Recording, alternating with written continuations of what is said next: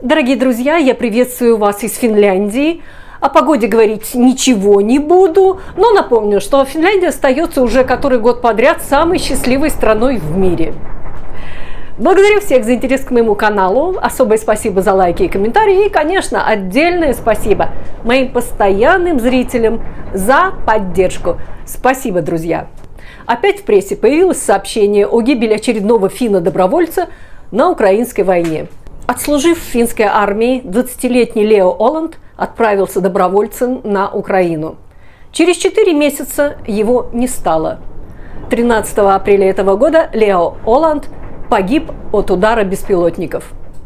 Боевые товарищи сообщили родителям, что от тела сына ничего не осталось. Мои искренние соболезнования родным и близким Лео. Но я хочу рассказать историю другого финна, воевавшего добровольцем на Украине. К счастью, он жив, во всяком случае пока. Но Лео и Алекси объединяет одна деталь, резанувшая меня по сердцу. Их внешность явно отличается от внешности коренных финнов. Есть повод задуматься. Поэтому я расскажу об Алексе Люсандер подробней. Кому интересно, пожалуйста, проходите, присаживайтесь, устраивайтесь поудобней. Алекси родился в Финляндии, и свое детство он описывает как тяжелое. С самого детства он ощущал на себе определенное отчуждение. Он рос в небольшом городке, где всегда чувствовал себя не таким и не своим среди сверстников. В школе над ним издевались. И психологическое напряжение переросло в депрессию. Депрессия сыграла ключевую роль в его жизни. Из-за депрессии его не взяли на службу в финскую армию по призыву. Процесс отбора в финскую армию достаточно строгий. И, несмотря на желание служить, Алекси не прошел медицинскую комиссию из-за депрессии. Это было для него большим ударом. Желание быть частью чего-то большего, пройти через испытания – не оставляло его. Алексе было 18 лет. У него была депрессия и тревожное расстройство. Втайне от матери и семьи он уехал во Францию и поступил в иностранный легион. «Я хотел подняться выше страха и стать жестче всех», – объясняет он. Это был путь, где Алекси мог бы, как ему казалось, начать с чистого листа, отстраненно от своих старых проблем и депрессии. Иностранный легион – это не просто армейская структура, это место, где служат люди, не связывающие себя с одной нацией, и это давало возможность избавиться от всего, что было связано с его прошлым. Трудности, которые он встретил в легионе, были еще жестче, чем он мог себе представить. От дисциплины и требовательности до холодных и безжалостных учений. Это было испытание, которое проверяло не только физическую силу, но и моральные качества. Службе в иностранном регионе предшествует этап подготовки, который многие новобранцы не выдерживают. Во время одного из учебных маршей у Люсандера отпали ногти на ногах, но пришлось продолжать идти. Ноги кровоточили 3 недели. Это была самая сильная боль, которую он когда-либо испытывал. В другой раз легионеры были на 3-недельных зимних учениях в полевых условиях, во время которых ночью нельзя было спать. По вечерам солдаты не получали еду, только компас и координаты. Нужно было найти тайник с провиантом, и до тайника было около 20 километров. К концу учений я был настолько уставшим, что засыпал на ходу. Попросил товарища держать меня за руки и прошел 5 километров во сне. Но ноги все еще работали, рассказывает Алекси. Он не был готов к такой суровой реальности, но, несмотря на это, он продержался и был зачислен в иностранный легион.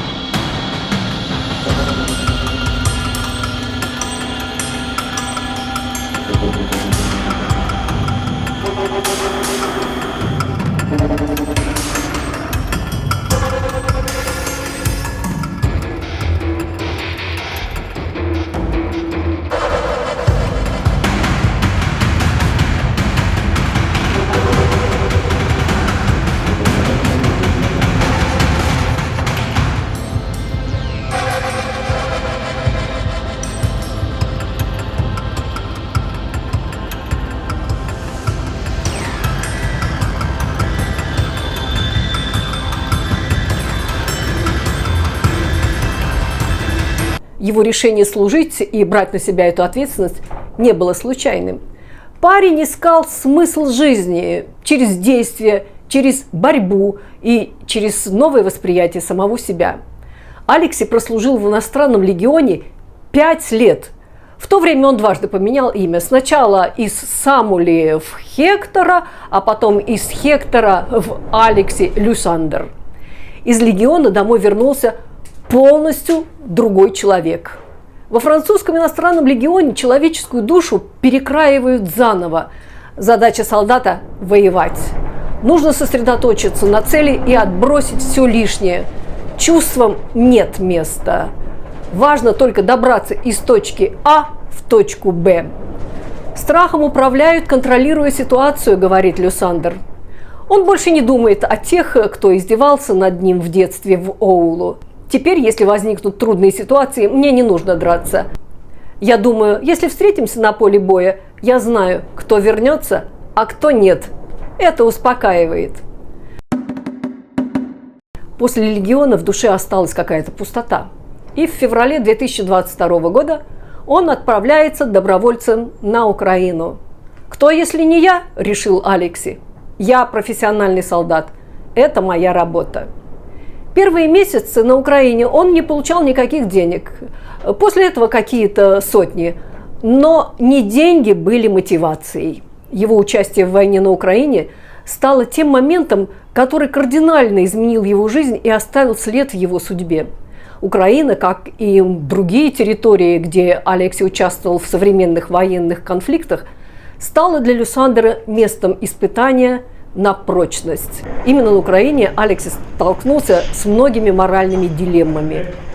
Вопросы, которые давно мучили его, теперь стали актуальными и воплотились в реальность.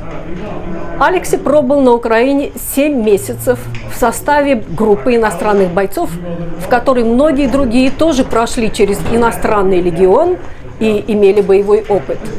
Когда война на Украине стала для него реальностью, Алексей задался вопросом, что значит быть человеком, как жить с пережитыми травмами и как не потерять себя. Ответы не были простыми, и сама война лишь усложнила его внутренний конфликт. Осенью 2022 года Алексей вернулся ненадолго домой в Финляндию и вскоре отправился в Африку. Алексею Люсандеру сейчас 34 года. У него нет планов на будущее.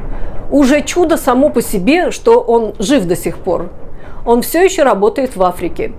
Я не могу прямо сказать, чем занимаюсь, но путь продолжается. Мама о чем-то догадывается, но подробностей не знает, и я не хочу говорить, говорит Алексей. Люсандеру помогло выжить то, что он умеет сохранять боевую готовность даже в страхе. Возможно, дело еще и в везении, хотя, по его мнению, каждый может своими поступками управлять своей удачей. В его работе можно умереть в любой момент. Но, похоже, это его не беспокоит. Он принял это. Это вопрос профессионального выбора. Другую профессию ему было бы трудно найти. Ничто уже не кажется значимым по сравнению с тем, чем он занимается сейчас. В каком-то смысле я уже перешел черту. Возврата к нормальной жизни больше нет, говорит Алексей. Министерство иностранных дел Финляндии сообщило в январе 2025 года, что после начала полномасштабной войны около 150 финских добровольцев отправились на войну. По данным МИД, более 10 финских добровольцев погибли или пропали без вести. А на этом, дорогие друзья, я с вами прощаюсь. Благодарю за внимание и до новых встреч. Всем пока!